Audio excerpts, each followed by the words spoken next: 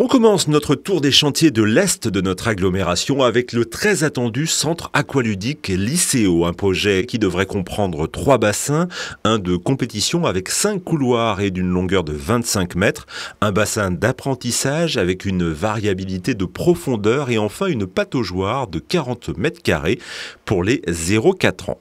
Le site comprendra aussi une partie détente avec un sauna, hammam et également une plage et un espace de jeu d'eau.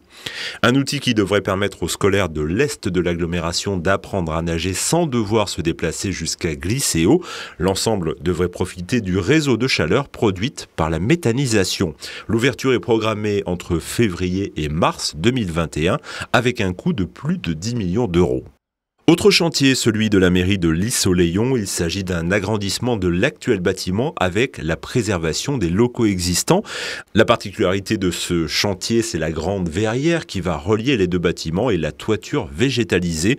L'extension abritera la salle du conseil, la salle des mariages, le hall d'accueil, le poste de police municipale et la salle des commissions. Une réalisation qui a pour but d'ancrer encore plus les outils administratifs au cœur du territoire avec un relais des services de l'agglomération, comme par exemple l'assainissement ou encore la gestion des déchets. Les travaux ont débuté en février 2019, ils se dérouleront jusqu'à janvier 2020 à peu près. Le coût prévisionnel du projet est de 1,8 million d'euros.